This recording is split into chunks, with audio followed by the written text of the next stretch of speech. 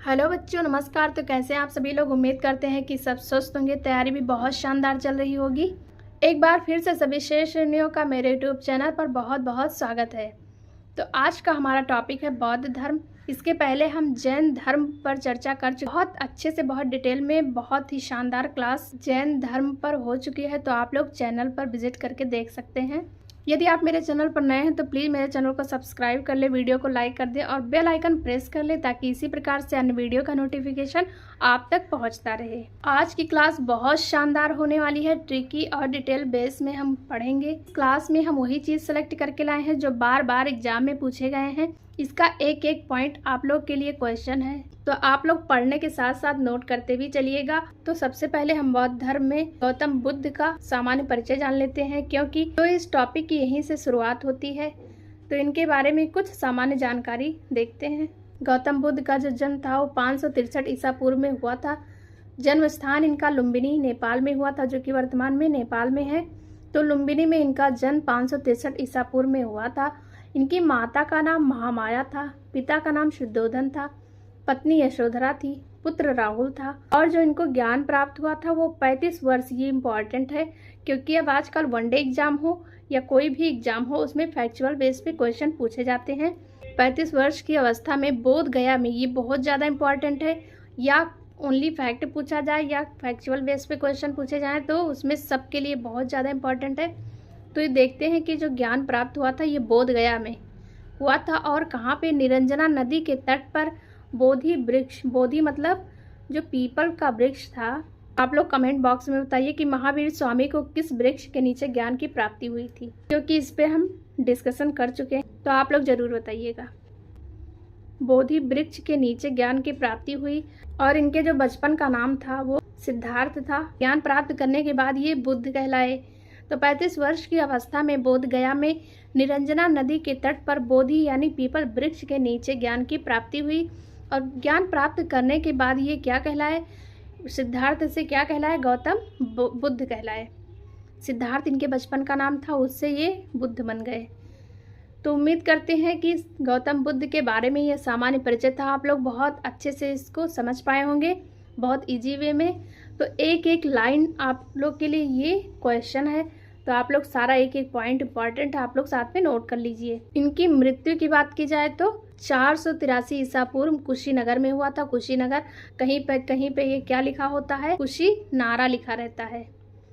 कुशीनगर ना दे करके कहीं कहीं पे ये कुशीनारा लिखा होता है। तो कुशीनारा दिया हो या कुशीनगर, तो इनकी मृत्यु इसी स्थान पर हुई थी 483 ईसा पूर्व में। तो शॉर्ट पे किसी ने कमेंट किया था कि जन्म बाद में और मृत्यु पहले, ऐसा कैसे होता है? तो हम आप लोगों को बता देना चाहते हैं, जो बीसी होते हैं, जो जिसे हिंदी में ईसा पूर्व कहते हैं, जो बीसी हमारा होता है बिफोर कॉमन इरा, बिफोर कॉमन इरा जो होता है वो हमेशा उल्टा चलता है। तो इसीलिए जन्म 563 ईसा पूर्व में हुआ था और मृत्यु 483 ईसा पूर्व में हुआ था। जब हम जैन धर्म पढ़ाए उसमें किसी ने कमेंट किया है, तो जिनके मन में ये डाउट था कि जन्म बाद में और मृत्यु पहले कैसे हो जाता है, तो ये बिफोर कॉमन इरा की वजह से होता है, बीसी की वजह से होता है। तो आप लोग का एक कन्फ्यूज़न क्लियर हो गया होगा। चलते हैं नेक्स्ट पे। अब इनके उपदेश की बात कर लेते हैं कि प्रथम उपदेश इन्होंने कहाँ दिया था। ये बहुत ज़्यादा इंपॉर्टेंट है, बार बार एग्जाम में पूछा जाता है। जो इनका प्रथम उपदेश था वो सारनाथ में इन्होंने दिया था। और सर्वाधिक उपदेश की बात किया जाए तो श्रावस्ती, जो कि कौशल राज्य हुआ करता था, तो श्रावस्ती में इन्होंने सर्वाधिक उपदेश दिया। और प्रथम उपदेश की बात की जाए तो सारनाथ में। ये दोनों बहुत ज़्यादा इंपॉर्टेंट, इसमें हर एक पॉइंट बहुत ज़्यादा इंपॉर्टेंट है, क्योंकि एक एक पॉइंट आप लोग के एग्जाम में छपने वाले क्वेश्चन हैं। तो अंतिम उपदेश इन्होंने कहाँ दिया था ये पूछा जाता है, तो कुशीनगर में। और किसको दिया था इन्होंने? तो सुभद्र। अंतिम उपदेश और कहाँ पर दिया था अगर बात की जाए तो कुशीनगर में दिया था। अंतिम वर्षा ऋतु इन्होंने कहाँ पर बिताई थी? तो 21वां वास कहा जाता था इसे। अंतिम वर्षा ऋतु उन्होंने वैशाली में मनाई थी। ये बहुत ज़्यादा इंपॉर्टेंट है। वैराग्य धारण करने का एक कारण क्या था? तो जन्म से पहले कहा जाता है कि भाग्य निश्चित हो जाता है। तो इसके पहले ही जब गौतम बुद्ध का जन्म हुआ था, उसी प्रकार से राजघरानों में या सामान्य लोगों में भी देखा जाता है कि वो लोग पंडित या किसी विद्वान से उनके जन्म के बारे में जानने के लिए कि इनका भविष्य कैसा होगा, इनके पिता किसी प्रकांड विद्वान से विचार करवाए तो उन्होंने बताया कि इनका भविष्य जो होगा ये भविष्य में जा कर के सन्यासी बनेंगे। तो इनके पिता बहुत ज़्यादा चिंतित हो गए, क्योंकि इनके माता की 6 दिन जन्म के बाद मृत्यु हो गया था।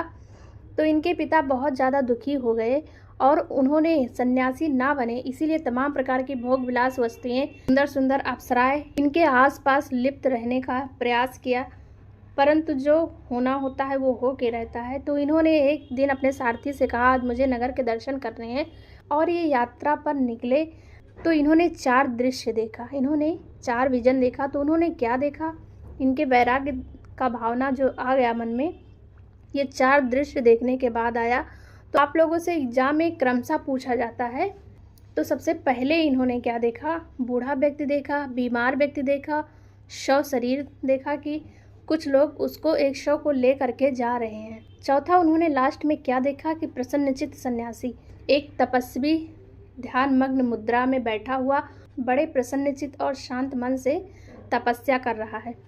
तब से इनके मन में वैराग्य धारण करने का विचार आ गया कि सबसे ज़्यादा जो आनंद है वो सन्यासी बनने में ही है। तो ये एग्जाम में पूछे जाते हैं कि इनके वैराग्य धारण करने का कारण क्रमशः पूछा जाता है। तो आप लोग एक एक पॉइंट नोट कर लीजिए। इन्हें लाइट ऑफ एशिया कहा जाता है, एशिया का प्रकाश कहा जाता है। अगर हमारे लिखने में थोड़ा सा पुताई टाइप का लग रहा हो, लेकिन हम क्लियरली बहुत अच्छे से बोल रहे हैं, तो आप लोग को नोट करने में आसानी हो रही होगी।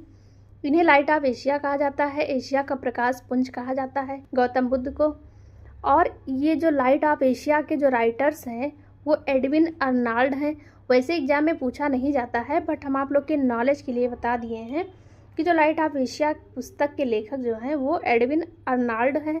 तो एक एक पॉइंट आप लोग के लिए बहुत ज़्यादा इम्पॉर्टेंट है, तो आप लोग स्क्रीनशॉट ले लीजिए या तो नोट करते चलिए साथ में। चलते हैं नेक्स्ट पे।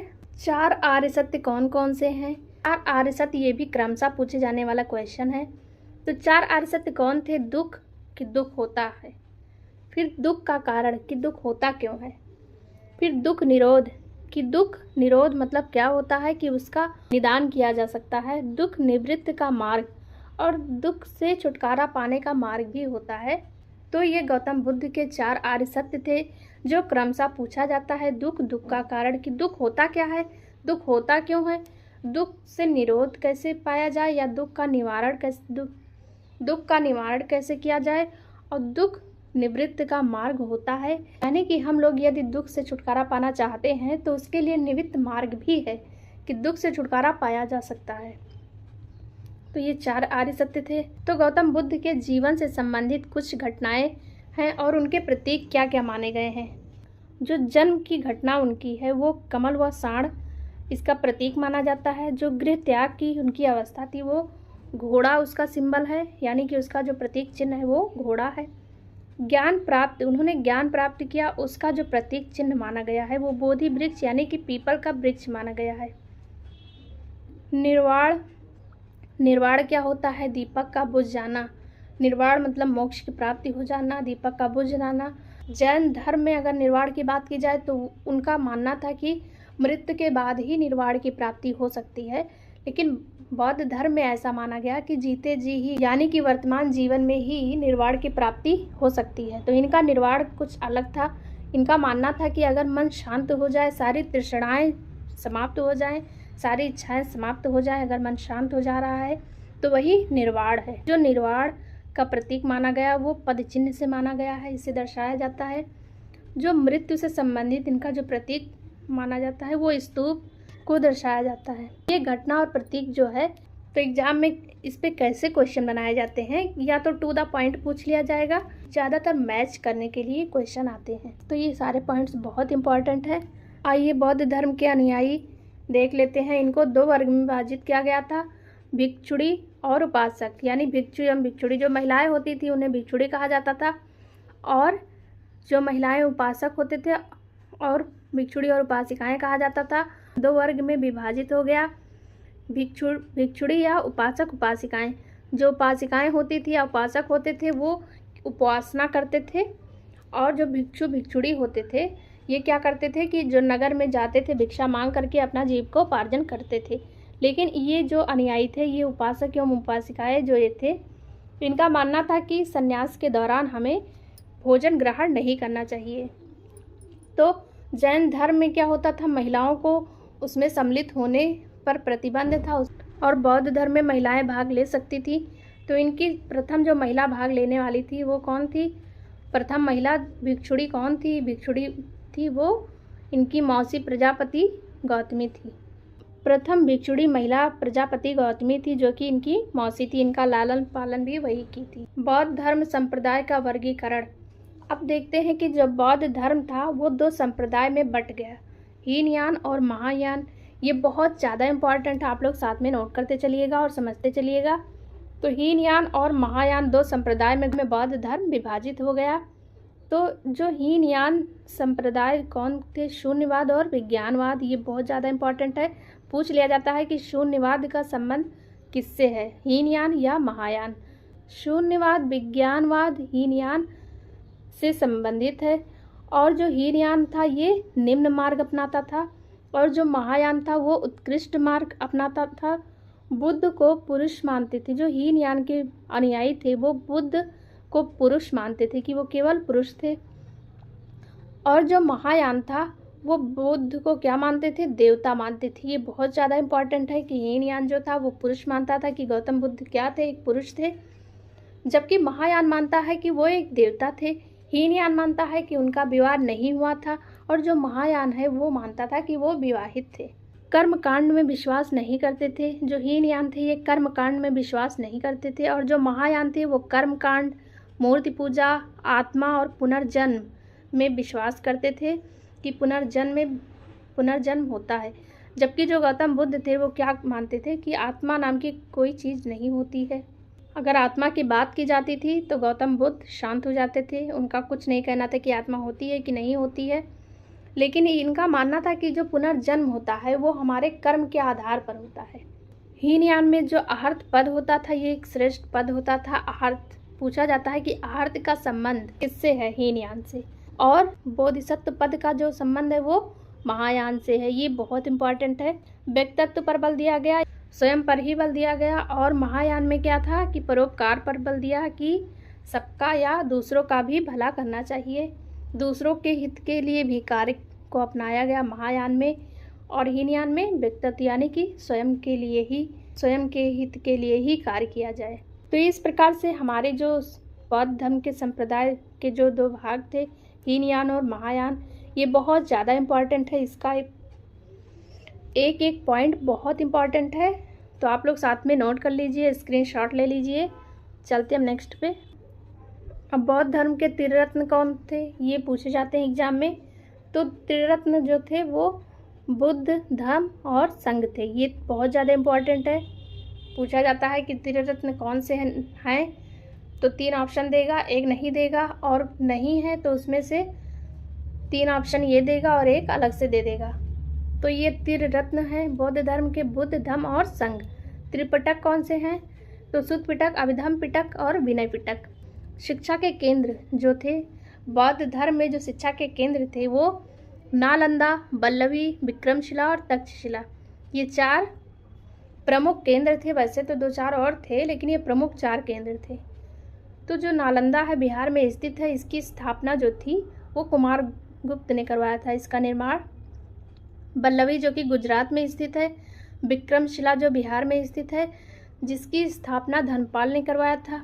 तक्षशिला माना जाता है जो तक्ष थे वो राजा भरत यानी कि जो राम के छोटे भाई भरत थे उनके पुत्र थे, और उन्होंने अपने पुत्र के लिए तक्षशिला विश्वविद्यालय का निर्माण करवाया था। तो 7000 ईसा पूर्व में इसका निर्माण करवाया गया था, और माना जाता है कि ये विश्व का प्रथम विश्वविद्यालय था। ये विश्व का प्रथम विश्वविद्यालय था। नालंदा जो विश्वविद्यालय है बिहार में स्थित है, तो नालंदा विश्वविद्यालय को बख्तियार खिलजी ने जला दिया था। ये भी एक पॉइंट इस पे जान लीजिए। हमारा उद्देश्य यही होता है कि हम आप लोग को बहुत कम टाइम में और बहुत बेहतरीन कंटेंट देने का पूरा प्रयास करते हैं। ये देख लेते हैं बौद्ध धर्म में अष्टांगिक मार्ग। इनका मानना था कि अष्टांगिक मार्ग पर चल करके हम मोक्ष को प्राप्त कर सकते हैं। तो देख लेते हैं वो अष्टांगिक मार्ग यानी कि 8 मार्ग हमारे कौन कौन से थे। तो सबसे पहले देख लेते हैं सम्यक दृष्टि, सम्यक संकल्प, सम्यक समाधि, सम्यक प्रयास, सम्यक स्मृति, सम्यक कर्म, सम्यक वाणी और सम्यक आजीविका। तो ये अष्टांगिक मार्ग यानी कि जो 8 मार्ग थे, इसी पर चल करके मोक्ष को पाया जा सकता है। बौद्ध धर्म में कुछ बौद्ध संगीति का आयोजन किया गया था। अगर एग्जाम में बौद्ध धर्म पे क्वेश्चन बनाया जाता है तो इससे रिलेटेड एक ना एक क्वेश्चन एग्जाम में जरूर पूछा जाता है। किस शासक के शासनकाल में आयोजित किया गया था, या स्थान, या उस समय जो अध्यक्ष थे, ये पूछ लिया जाता है। इसलिए ये टॉपिक बहुत ज़्यादा इम्पॉर्टेंट हो जाता है। तो आइए देख लेते हैं कि जो प्रथम बौद्ध संगीति का आयोजन था वो किसके शासनकाल में हुआ था। तो अजातशत्रु के शासनकाल में हुआ था। और ये किस स्थान की बात की जाए तो राजगृह में हुआ था। इसके अध्यक्ष कौन थे, तो महाकश्यप थे उस समय। द्वितीय बौद्ध संगीति के समय कौन शासक थे, तो कालाशोक। वैशाली में इसका आयोजन किया गया था और अध्यक्ष सुबुगामी थे। तृतीय बौद्ध संगीति का आयोजन किसके शासनकाल में हुआ, तो अशोक के शासनकाल में हुआ था। और 21 स्थान पर पाटलिपुत्र, और उस समय के अध्यक्ष कौन हुआ करते थे, तो मोगलीपुत्र तिस्मित्र होते थे।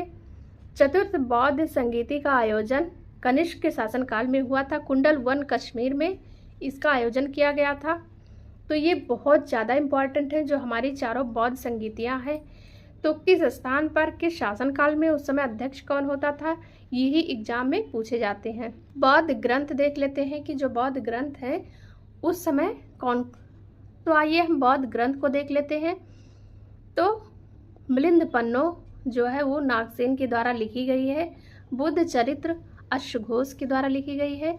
माध्यमिक कारिका जो है वो नागार्जुन के द्वारा लिखी गई है।